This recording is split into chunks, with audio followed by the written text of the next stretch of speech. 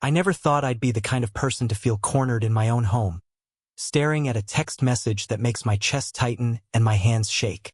But here I am, sitting on the edge of my couch, phone in hand, rereading the same words for the third time, heart racing like it's trying to escape my chest. The message is from my sister, Megan. "You owe me. You said you'd help. I need the money now. Don't make me go to Mom and Dad.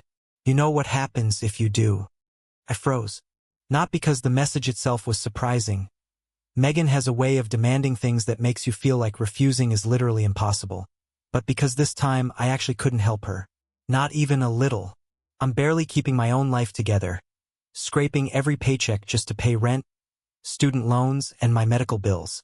And here she is, acting like I'm some villain for saying no. It's not the first time she's done this. Ever since we were kids, Megan had this knack for twisting situations until she came out ahead. She'd cry, threaten, guilt trip, or just plain yell until everyone else caved. I used to comply, thinking it was easier than the drama. But years later, I realized that her emergencies weren't always emergencies. Often, they were lifestyle choices she wanted me to fund. I stared at the text again, debating whether to respond, delete, or throw my phone across the room. But as usual, my fingers betrayed me. I typed, deleted, typed again. "I can't, Megan. I'm sorry. I really can't." No emojis, no exclamation points, just the cold truth. The reply came almost instantly. "You're the worst sister ever. I can't believe you do this to me. After everything. If you don't send it, everyone will know. Everyone." And that's when my stomach dropped. She wasn't just angry. She was threatening me, my reputation, my family. And maybe worst of all, she was trying to make me feel like I'm the bad person here. I thought about calling our parents, but even that felt like a trap. They love Megan, and they always have. I've learned that over the years, standing my ground with her usually backfires with them. If I call for backup, I risk being painted as selfish or cruel. And maybe I am. I mean, is it really selfish if I genuinely can't give her the money? I paced the living room, trying to calm myself, trying to think clearly. But every time I closed my eyes, I could see her face, her accusatory eyes, her smug little smirk when she knows she's winning. And I hated it.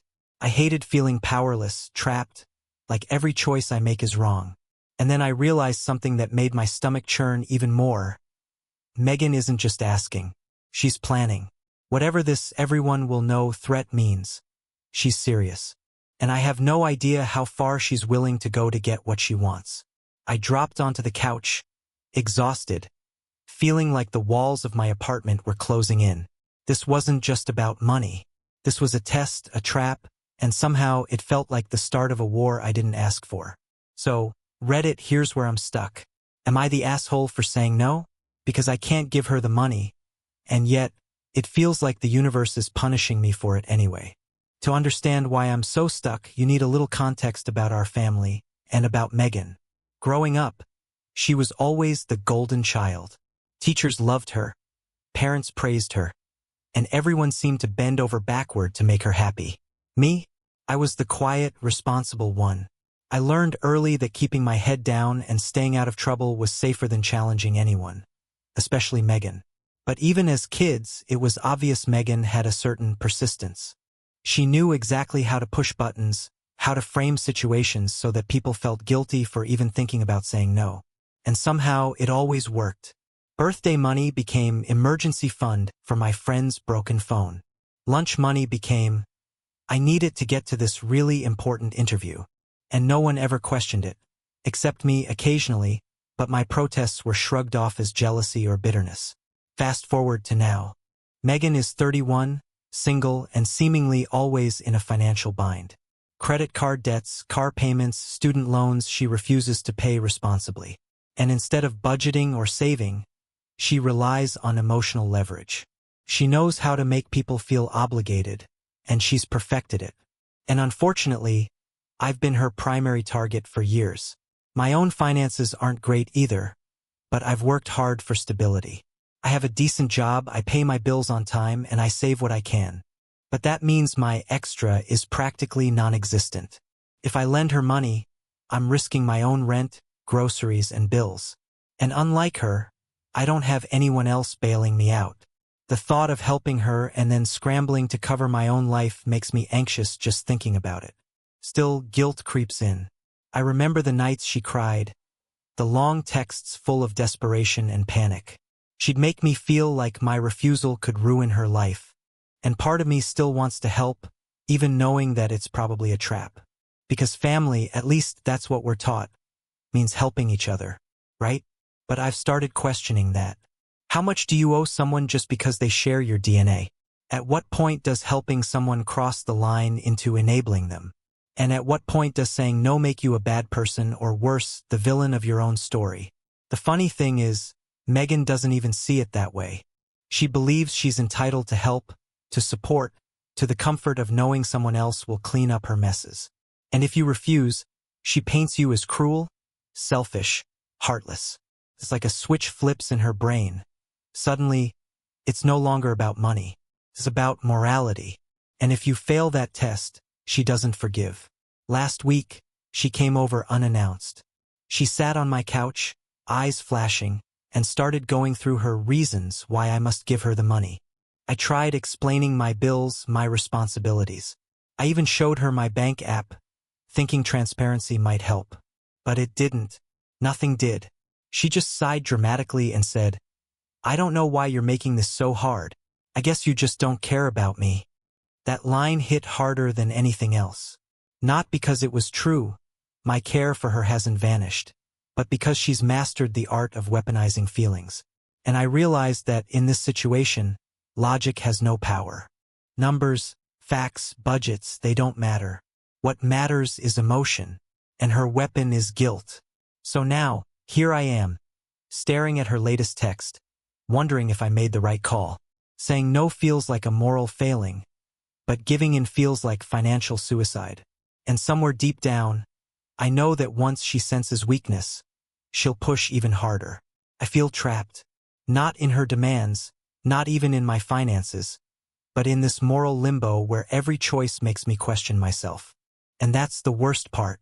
Because even if I survive financially, what if I fail morally? Reddit, I need to ask again. Am I the asshole here? I'm not refusing out of spite. I'm refusing because I literally cannot. But guilt is gnawing at me, and I'm terrified that my no will be twisted into proof that I'm a terrible sister. It was late Friday evening when I heard the knock on my door. I froze before I even moved. Megan rarely knocked. She just appeared when she wanted something. I debated ignoring it, pretending I wasn't home, but deep down I knew that would just escalate things. Taking a deep breath, I opened the door, and there she was, leaning casually against the frame, arms crossed, that signature smirk on her face. "Hey," she said, as if nothing was wrong, but her eyes were sharp, calculating. I swallowed. "What do you want, Megan?" She stepped inside without waiting for an answer. "You know what I want. The money." I shook my head, trying to keep calm. "I already told you. I can't." Her smirk faltered, replaced by a flash of anger. "You can't or you won't?" she snapped, taking a step closer. I could smell her perfume, faint but overpowering in the small space of my apartment. Her presence alone felt like an invasion. "I can't," I said firmly. "I have bills, rent, everything. I literally don't have it." She laughed, but it wasn't genuine. It was sharp, almost cruel. "Bills? You're always full of excuses. Why is it that somehow you're the only one who gets to be responsible? Everyone else is suffering, Megan, everyone else sacrifices, but not you, right?" My stomach twisted. She always does this, turns the argument so that I feel guilty instead of defending myself. I opened my mouth, tried to explain again, but she cut me off. "You just don't care about me?" she said softly, venom barely concealed behind her words. "I thought family meant something to you. I guess I was wrong." Her tone shifted suddenly, from accusatory to pleading. "Look, I don't want to fight. I don't want anyone else involved. I just need your help, just this once. You have to understand. You owe me this."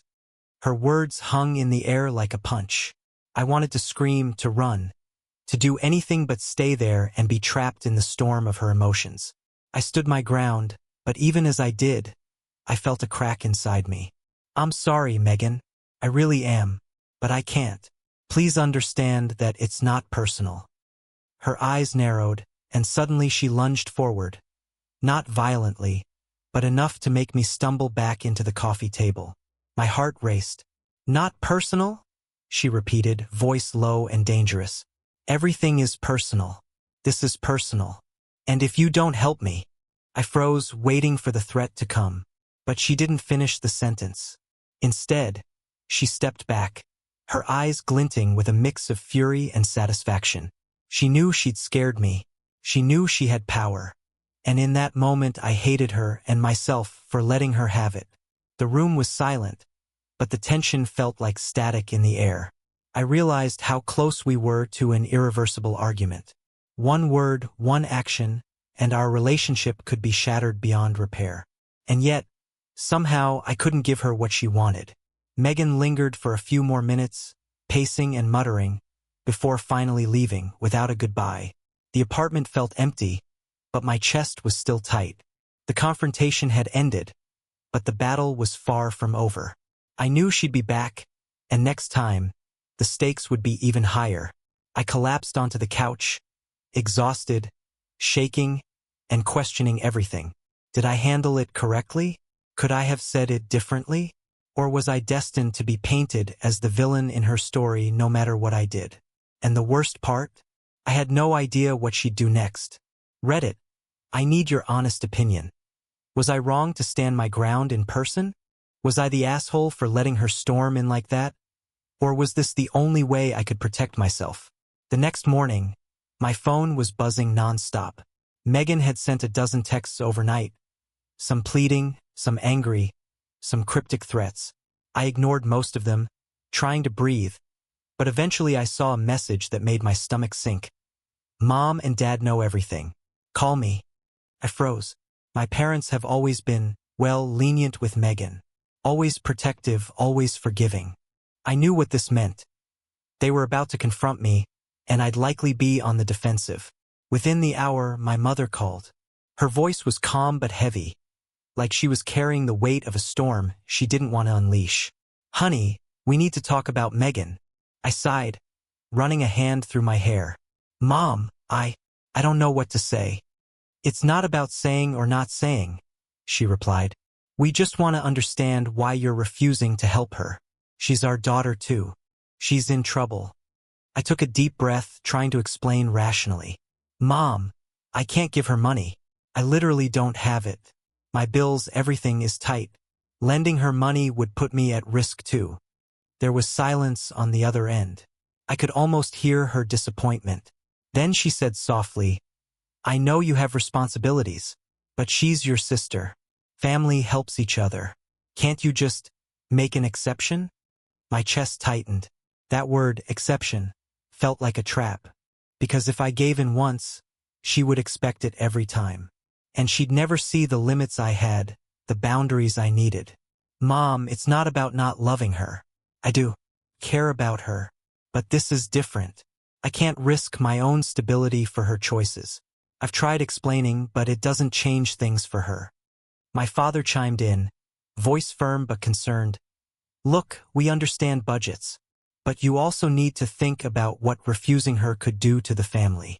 Megan has always relied on you, and now she feels abandoned. Are you sure you want to hurt her like that? I swallowed hard. Hurt her?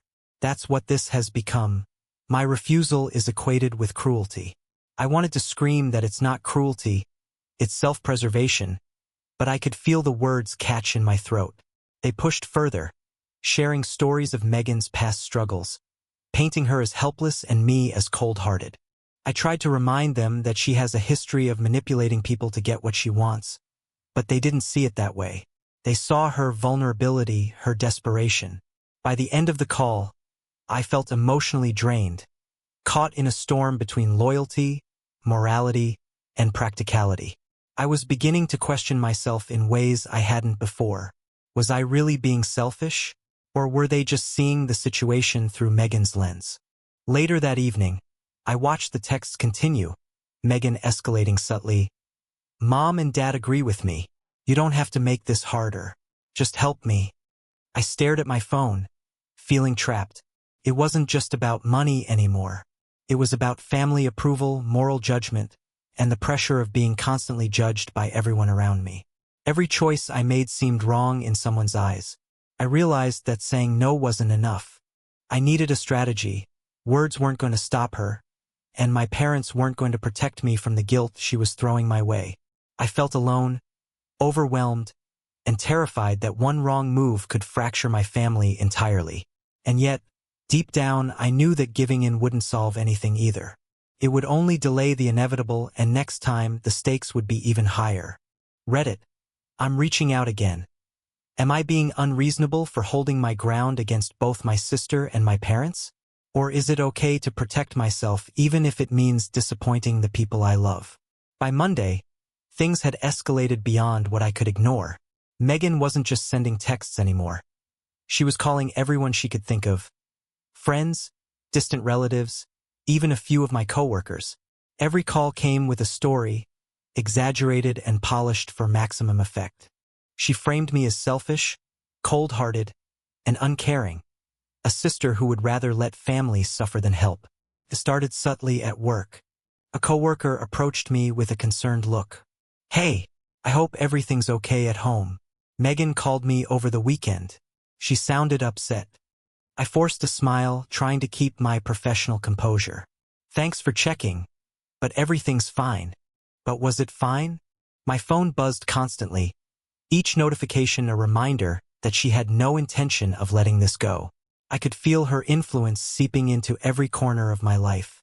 Even my friends began asking awkward, hesitant questions. Are you really refusing her? Are you sure that's the right thing to do? I wanted to scream that it was the right thing to do, that I wasn't a villain, but my voice felt small against the weight of her narrative. Then came the messages. Anonymous emails, indirect threats. You don't know how far I'll go. One read. Another. People will hear the truth about you soon. It was no longer just about money. Megan had moved beyond pleading and manipulation. She was actively strategizing to hurt me, socially and emotionally. I tried to document everything, save messages, and warn my parents, but even that didn't deter her. Every attempt to confront her directly resulted in guilt-laden speeches and dramatic claims of betrayal. One call ended with her sobbing. I don't understand how you can be like this. Everyone loves me. Why don't you? And then silence. Her tears were weapons. The breaking point came Thursday night. I returned from work to find a series of posts on social media. Megan had posted a vague but pointed status. Some people in your life make you feel small, even when you try to do the right thing. Watch carefully who you trust.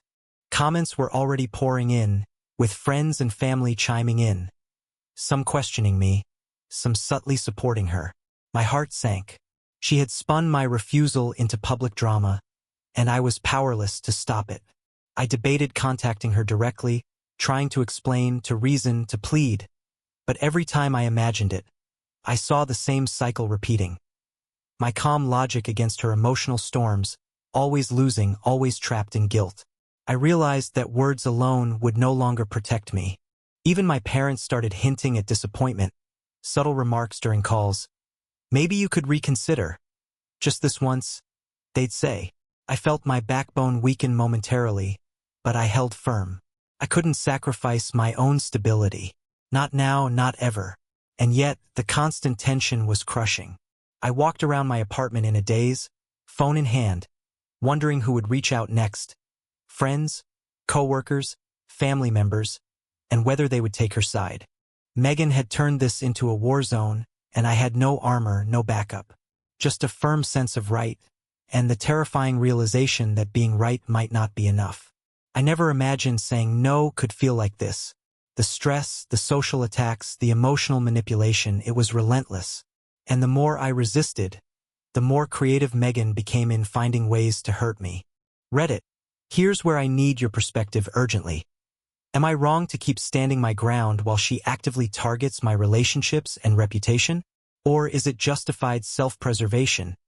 even if it makes me the villain in everyone else's eyes? By Friday, I was desperate. The pressure from Megan wasn't just emotional anymore. It was invading every corner of my life. I couldn't focus at work, I barely slept, and the constant barrage of messages made me feel like I was drowning. I realized I needed perspective from someone who wasn't emotionally invested in this family drama. I called my friend Sarah, someone I've trusted for years. I explained the whole situation, from the initial request for money to the unannounced visit, the manipulative texts, and her social media posts. I expected her to tell me I was overreacting. Instead, she was silent for a moment, and then said, "Katie, if she's doing all that to you, maybe saying no isn't the problem. Maybe it's the way she's escalating to control you. You're not the bad person here." Her words felt like a relief, but at the same time, they ignited a spark of doubt. Was I really being reasonable, or was I just refusing out of stubbornness? Then I reached out to my coworker, Jason. He listened, nodded, and finally asked, "But aren't you worried about how this is affecting other people? Friends, family, your reputation?" I wanted to shout that yes, I was worried, that I wasn't ignoring the fallout, but his point stung. Everyone she contacted might now see me as the villain. I also talked to another friend, Lena, who said, "Sometimes the right choice isn't the popular one. Maybe it's time to set boundaries." Her phrasing was gentle but firm, and for a moment, I felt like someone understood me. But even as I considered that, I felt the guilt creeping in again. Megan was family. Could I really let her think I abandoned her? The more people I talked to, the more complicated it got. Every opinion seemed valid, and every opinion pulled me in a different direction. I tried writing it all down, making a pros and cons list, but every con seemed to outweigh the pro.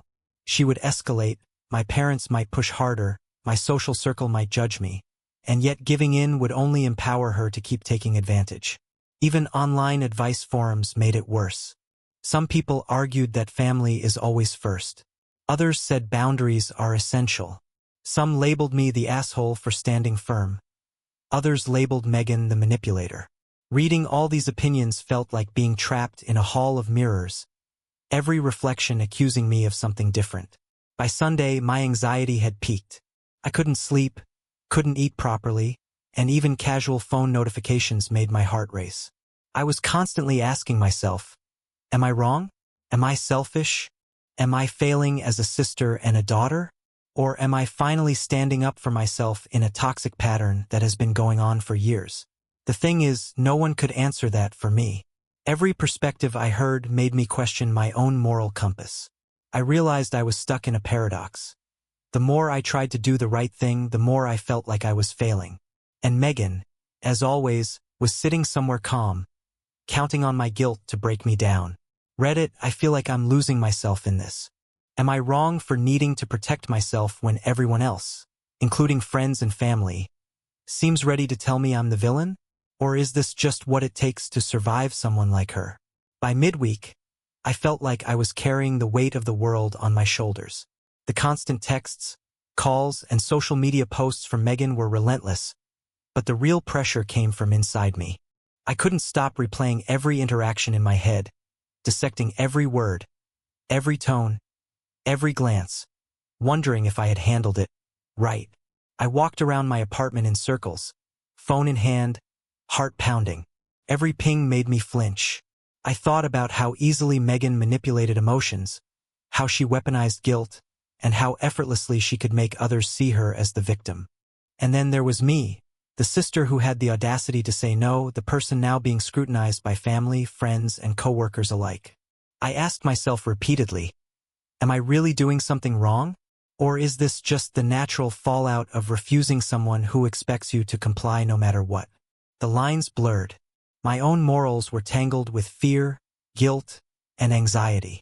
I wasn't sure where my ethical boundaries ended and my emotional vulnerability began. I thought back to our childhood. Megan always got her way, and I always paid the price. Sometimes in tears, sometimes in broken promises I was forced to make. I had vowed I wouldn't let that pattern continue in adulthood. Yet here I was, trapped in it again, only this time with higher stakes. And the cruel part? She didn't even need to be rational. Logic and reason were irrelevant. Only emotion mattered, and in that arena she always won. I tried grounding myself with practical thoughts. My finances were real, my responsibilities were real, and my limits were non-negotiable. But every time I reinforced that in my mind, guilt crept in, whispering that I was being heartless, selfish, cruel. Even small victories, like ignoring a manipulative text or refusing to give in, felt hollow because I knew Megan would turn them into stories of my cruelty to anyone who would listen. I even questioned my identity. Who am I if I allow someone else to dictate my sense of morality through threats and guilt? And yet, who am I if I defy her and risk being cast as a villain in the eyes of everyone I care about? The paradox was suffocating. Late at night, I found myself journaling, trying to untangle the web. I wrote about fairness, responsibility, and the price of saying no. I wrote about the anxiety that made my chest tighten and my stomach churn. I wrote about the fear of losing my family's trust, my friendships, and even my self-respect. And as I wrote, I realized something. My feelings were valid. My limits were valid. And standing up for myself didn't automatically make me the bad person. But validation didn't erase the fear. The fear that Megan would escalate further, that my parents might turn against me, that friends and colleagues might misinterpret everything, that I might lose the emotional stability I'd fought so hard to build. It was constant. And even with this clarity, even with knowing I wasn't inherently wrong, the weight of responsibility pressed down relentlessly. I sat back, exhausted, and wondered, how much of myself can I give before I'm drained completely? How long can I withstand her manipulations, the family pressure, the social judgment before I crack? And more importantly, will standing my ground ever truly feel like the right thing to do? Or will I always feel guilty, trapped between my own needs and the world's expectations? Reddit, I'm desperate for perspective. Am I wrong for needing to protect my emotional and financial well-being, even when it puts me at odds with my sister and family? Or is this simply what self-preservation looks like in a toxic dynamic? It happened on a Tuesday evening. I was sitting at my kitchen table, staring blankly at my laptop, trying to focus on work, when I noticed the notifications piling up. My heart sank. Megan had posted again. But this time it wasn't just a vague, cryptic post. It was direct, public, and targeted. Some people claim to be family, but when it matters, they're nowhere to be found. Sad to see who really cares. The post was shared widely among my circle, and within minutes, comments flooded in. Friends, co-workers, and even distant relatives were chiming in, many taking her side. Some expressed concern, some subtly blamed me, and others offered advice, most of it implying I should give in. I felt my chest tighten. The entire world, it seemed, had become a stage for her narrative, and I was the villain. I realized I couldn't ignore it anymore. If I did, she would keep escalating, and the damage to my reputation, friendships, and emotional well-being would be permanent. That night, I made a decision. I couldn't control Megan's actions, and I couldn't stop people from believing her version of events. But I could control my response. I drafted a carefully worded message, public but calm, explaining my side without aggression. That I couldn't provide financial help due to my own responsibilities, that my refusal was not personal, and that manipulative behavior was unacceptable. I hit send before second-guessing myself. Almost immediately, the backlash began. But this time, I felt a strange sense of relief. I was no longer hiding, no longer silently absorbing guilt. I had stated my truth, boundaries clear and firm. Megan, predictably, didn't respond calmly. She lashed out, posting screenshots, twisting words, and escalating threats. You'll regret this. Everyone will know who you really are. My phone buzzed non-stop with her messages, filled with anger and manipulation, but something inside me shifted. I felt fear, yes, but also determination. I refused to be coerced by threats anymore. The breaking point wasn't just public humiliation. It was the moment I realized I had been living my life in a constant state of anxiety because I allowed someone else to dictate my morality. I had tried to be the good sister, to placate, to compromise endlessly. But that version of me wasn't sustainable. And now, Faced with the culmination of years of manipulation, I finally drew the line. For the first time in a long while, I felt empowered, even if scared. I couldn't control her actions, but I could control mine. I could defend my boundaries without guilt. I could refuse to let her define my worth or morality. And for the first time, I believed that standing my ground was not weakness, it was necessary. Reddit, the situation has reached a point where it feels almost public warfare. I know she will continue to escalate, and the fallout may be intense. But I need to ask, am I justified in defending my boundaries so firmly, even in the face of emotional attacks, public manipulation, and family pressure? Or am I wrong for finally standing up and saying, enough? The days following my public response felt surreal. My notifications were relentless. Megan continued to post, comment, and message, each one more dramatic than the last. But this time, I wasn't reacting with panic or guilt. Instead, I tried to observe objectively what was real and what was her manipulation. Some friends reached out to check in, offering support.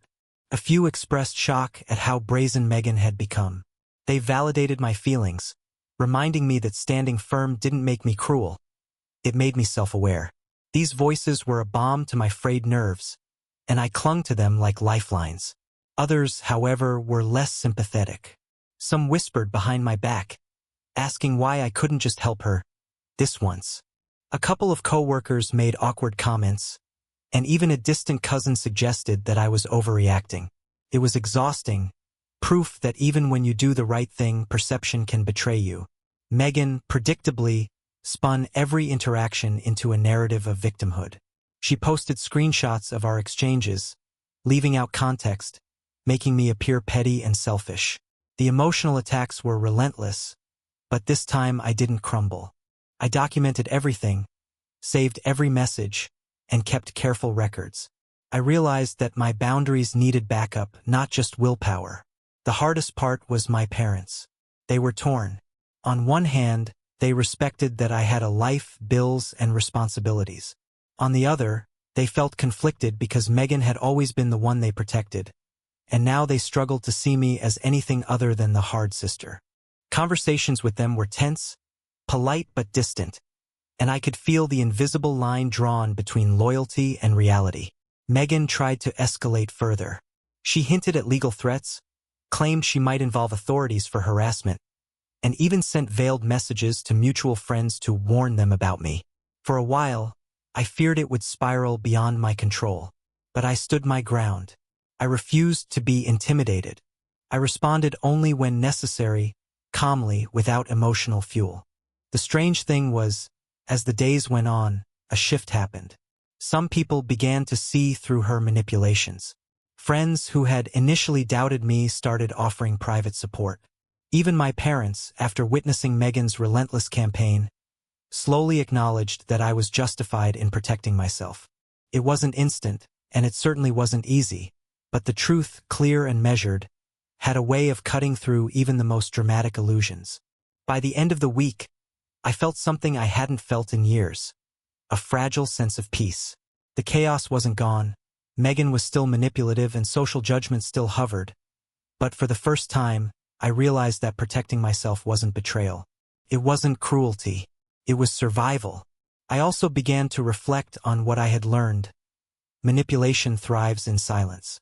Guilt is a weapon, and perception is often more powerful than reality. And sometimes, doing the right thing, safeguarding your own stability, means being willing to face discomfort, judgment, and even anger from those closest to you. Reddit, here's where I stand now. I've defended myself, set boundaries, and documented everything. But I can't shake the fear of what might come next. Am I wrong for being firm, even when the cost is my relationship with my sister and the judgment of my family? Or is this the necessary fallout of finally standing up for myself? It's been a few weeks since the peak of the chaos, and things have settled into an uneasy equilibrium. Megan hasn't stopped posting or messaging entirely, but her attacks have slowed. I've maintained my boundaries, defended myself when necessary, and tried to rebuild my life outside the constant pressure.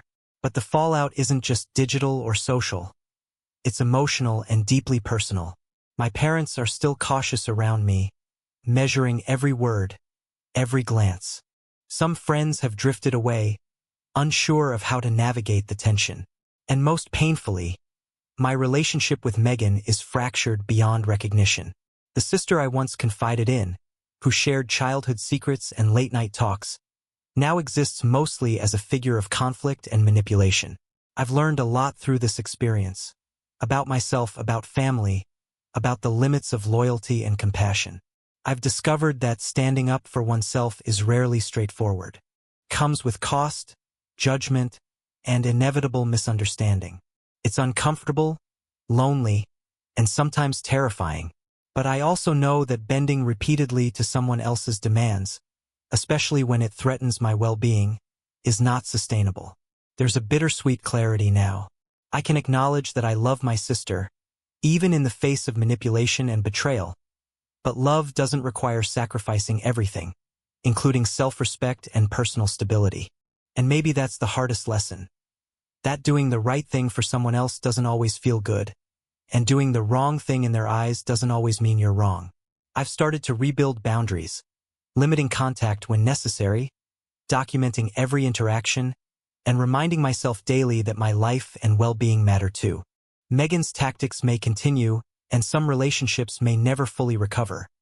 But I finally feel like I have a moral compass that isn't dictated by fear or guilt.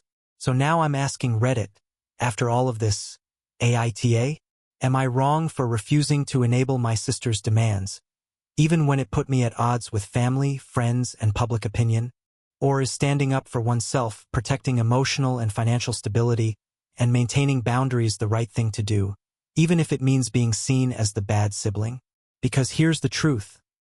I can't control how others see me, I can't control Megan, and I can't control the judgment of everyone around me.